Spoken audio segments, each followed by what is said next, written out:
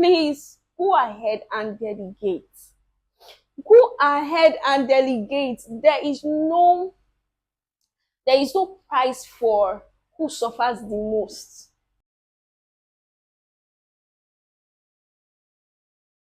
Hey fam, welcome back to my channel. My name is Miriam, and if this is your first time coming across my channel, I film about self-development, faith, lifestyle, and before you go on, yeah, please subscribe. Let me wait for you. The button is just where. Please subscribe to my channel, right? Okay, so today I'm going to talk about managing stress.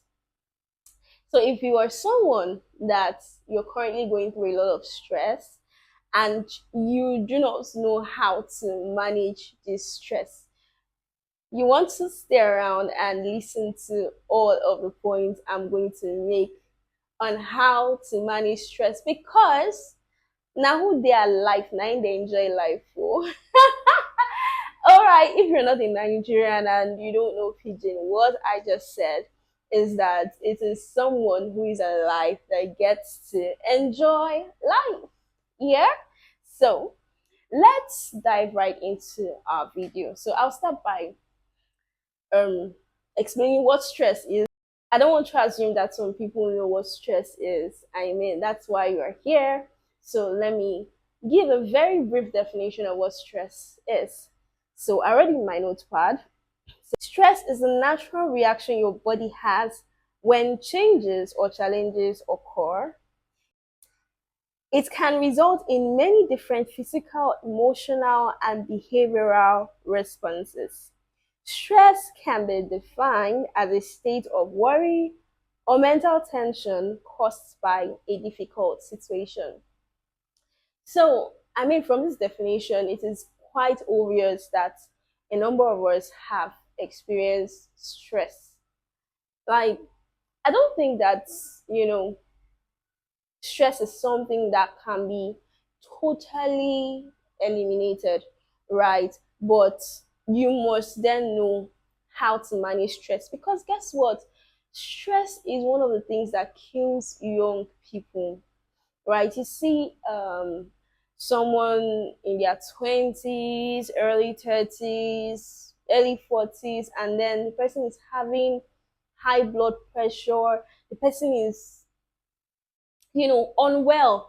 Because the thing about stress is that when you are under stress, like a whole lot of stress, the first thing it does is that it disrupts your whole body. It disrupts your whole system, your body system, right? So when I was actually just doing one or two research, I found out that when someone is undergoing stress, is going through so much stress, the body tends to release some certain kind of hormones, right? To try to fight the stress and all of that, because a it is a circumstance that is new to the body. I mean, it's not the body's norm, right? So stress is something that must be managed if you're going to enjoy your life, if you're going to live a very good life, if you're going to live your best life. You need to know how to manage stress. So the first thing for you to do to know how to manage stress is that you must identify the stressor. You must identify the stressor, right? Once you just begin to have that feeling of being stressed, right? And also, maybe you may not necessarily be having that feeling now. You have known that over time you are stressed. You must identify the stressor. What is stressing you out? And how can you manage that thing that is stressing you out? Is it work? Is it family? Is it your children? Is it your partner, your friend? Stressors can come in different ways. Like I live in a I live in a city called Lagos in Nigeria. the city is stress on its own. So sometimes it may be commuting, so you need to identify the stressor, right? And then say, how do I manage this? Especially if that stressor is something that you cannot just remove from your life. Like, for instance, if your partner is stressing, someone you got married to, well, I don't know the kind of stress, but I mean, no relationship is perfect. So you might as well say, okay, why are we on that? Why am I going through stress? What's the problem? You may need to now have a conversation and tackle what it is. So you need to just really identify what that stressor is, right? If that stressor is something that can be removed from your life um without implications, without bad implications, right? Please, please remove it. Please don't even just pause this video and go and remove that stressor. So as a person, I'm a soft girl, though. I'm a soft girl. I don't like any. Once I just perceive something that is stressing me, and that thing is not crucial, it's not important to me. I've removed it. So be like me. Just scan through your life and say what is stressing me, right? And when you have identified the stressor, if it's something that is not important, because sometimes we we amass so much things that stress us.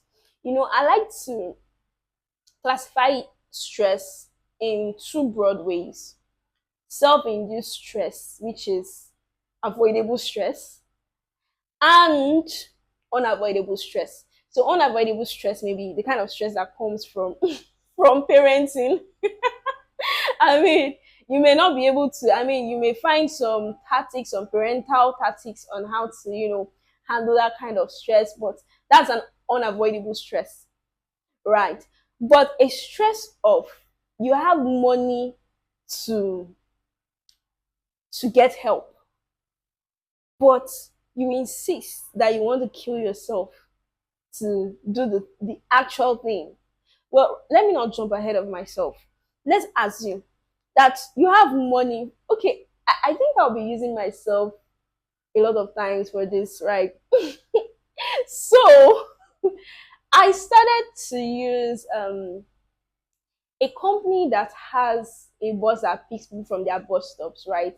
And before that time, I used to use the public transport. And if you know Lagos, you know that the public transport system in Lagos is is messed up. If you're not fighting with the conductor, somebody's getting on your nerves, you're perceiving body odor, different things. And my dear, before you even get where you're going to, your head is already aching you. You're already like, what is all this? You're already unsettled. Sometimes you may even fight with the you may even have to fight with the conductor before you alight at your bus stop for something as minimal as getting your change. And your whole day is disrupted, right? And let's assume, okay, the days that you didn't have money, you had to do that. But if you have money, why do you want to go through that? Except maybe you are trying to save up. But I mean, those kind of stress are the kind of stress that are self-induced. So when you identify your stressor, begin to just ask yourself, this stressor, is it a self-induced stressor that I can remove? Or is it a stressor that is unavoidable, right? So you first need to identify your stressor and then say, okay, how do I manage the stress? So the next thing you want to do after identifying your stressor and all of that, you want to delegate as much as you can. You want to delegate. If you're going to reduce stress on your health, on yourself, things that you can delegate, that you can give to someone else and it will be done efficiently. I don't know why you're killing yourself on that. Please go ahead and delegate. Go ahead and delegate. There is no price for who suffers the most. There is no award for it. There is no word for it. Please delegate. Please delegate. If you have someone that can do something, and I mean this point about delegation, I mean it will be an issue for people that are perfectionists. That you feel like if you are not the one that has had the touch on this thing, it's not going to be perfect. You need to get off that mentality. You need to stop it. That's a very bad behavior. You need to stop it. You need to stop it because you're going to be stressing yourself. So you need to delegate when and what you can delegate. Right. So the next way to, manage stress, as I've written in my notepad, you need to invest in people. So maybe this would relate more or make sense more to people that work or own a business. When you own a business, it's a lot of work. It's a whole lot of work that you cannot do everything on your own. And if you're listening to me and you're one of those people that you feel like you can do bad all by yourself. You will do bad all by yourself and land in the grave. Don't do that. And land in an emergency situation. Don't do that. Right. So for people that are into business, you need to invest in people. You need to train your staff. If you need to put in time, train these people on what to do. Even if you don't have a business, maybe you're a team lead, you need to invest time in teaching people what to do. And investing in people is not just about training them. You also invest in their emotions. Be kind to them. Invest in them psychologically. Right. So it's not just about getting them to do the work, but there's some kind of investments that you'd invest in people and you can go to sleep because sometimes there's a way you invest in someone, either emotionally, psychologically, and then these people will become loyal to you. They just want to help you because you've invested in them. You've listened to them. You've been kind to them. You've poured love on them. So you need to invest in people. When you invest in people, they'll go ahead to pour into you. So if you're going to manage your stress as a business owner, as a team lead, you need to invest in people. Love them up, train them. You see that 3 hours or that 2 hours that you're blocking in your calendar to show them what to do, to invest in them emotionally, you will reap the harvest. Though you reap the harvest, and that harvest that you're going to reap is rest, right? So you need to invest in people as one of the ways to manage stress because you need people. You need people. There's no one that's an island. You can't do everything on your own. So you need to invest in people. So the next way to manage stress is that you must be self-aware. You must know your capacity, know what you can do, know how far you can be stretched. Just know your capacity so that when something is beyond your capacity, you are not stretching yourself thin and breaking down. So you must know your capacity so that when someone is trying to load you up with things, trying to, you know what? I've observed that many people spread themselves thin. They are everywhere. You're volunteering in 5 different organizations, 6 different organizations, serving in 10 departments in church, and you have a job. And I know that the grace of God is sufficient, right? God's strength is available. But ensure that the things that you are doing are the things that are very important, are things that are priority. Don't be a people pleaser and end up stretching yourself thin. Because guess what? When you have negative effects of stress, those people don't partake in it. You are the one that will end up being in that emergency situation. It is you and your family that will bear the brunt of it. So you need to know yourself, know your capacity. At this stage, how many places can you volunteer? Is it one organization you can volunteer and do that effectively and efficiently? And I noticed that sometimes you volunteer in six different places and you're not productive in the six different places. You're dropping the ball. How about you say, okay, which of this is crucial to me right now? And then center in on that and give it your best. There's no award in spreading yourself thin. So know your capacity. If somebody is giving you something that you cannot do, don't, oh my God, don't stretch yourself out and just admit it. Say, at this point in time, I'm not able to do this. Maybe after XYZ, I can do this. Because you accepting and not delivering is as bad as, is very bad. So please know your capacity and stick to it.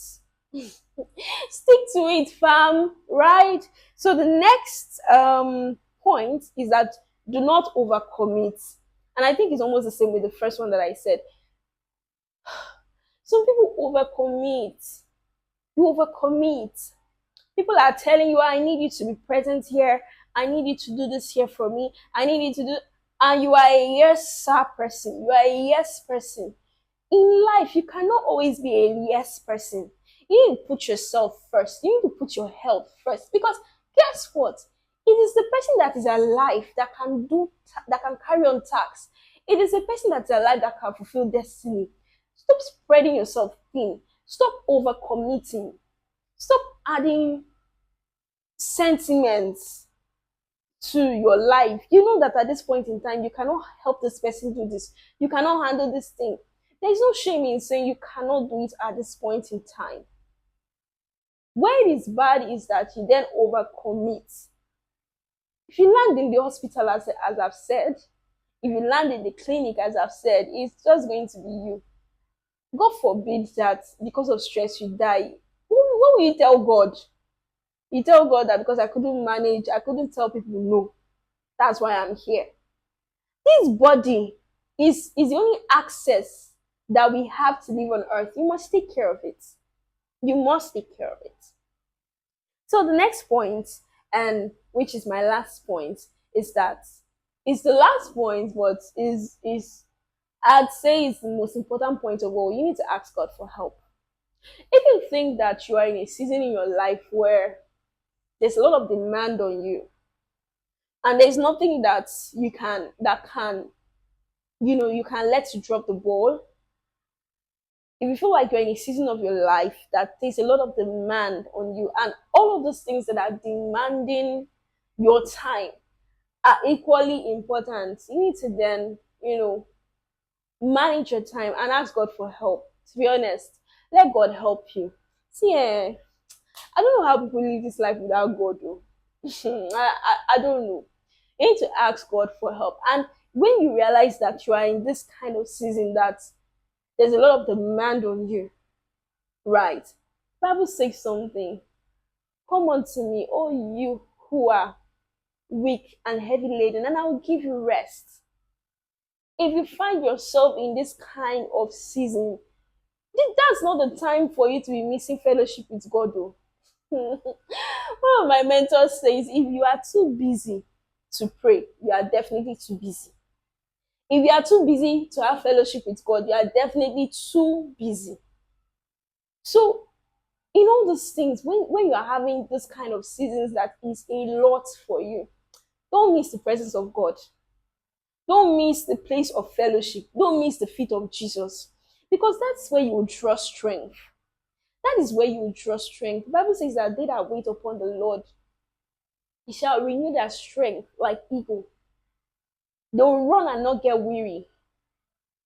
Don't miss the presence of God if you are in a season of your life where you have a lot of demand. Maybe you just became a new mother, you don't know how to navigate everything and it's stressing you up. Maybe you just had a job that, it's demanding a lot on you, and you have some other things that is also demanding on you. That's not a time for you to run into flight mode. That's a time for you every morning when you see, don't give God spare time in those moments. Those moments are the moments where In fact, compulsorily set out time where there is no disturbance and have that moment with God. Let God refresh you. Let God point to you. Let God give you wisdom on how to navigate that day. Let God give you wisdom on how to navigate the task. Let God reveal to you wisdom on how to carry the sea. Guys, you can't do life without God, though. And if you are doing life without God, you are wrong. You are wrong. You are probably having so much stress and you don't know that God is that key factor that could help you in that season, right? So this is just me encouraging you. Please manage stress. Manage stress. You have only one body. Say to yourself, I have only one body. I don't have spare parts. I do not have spare parts. And please take everything I've said in this video, take it to heart, and let me know what you think about what I've said in the comment section. Are there other ways you think that people could manage stress? Let's hear it in the comment section. I want to know other ways. I want to make my life better. So I'll be hoping to hear from you. Till I come your way in my next video, please subscribe, like, and comment if this video has been of value to you. Till I come your way, bye. Mwah.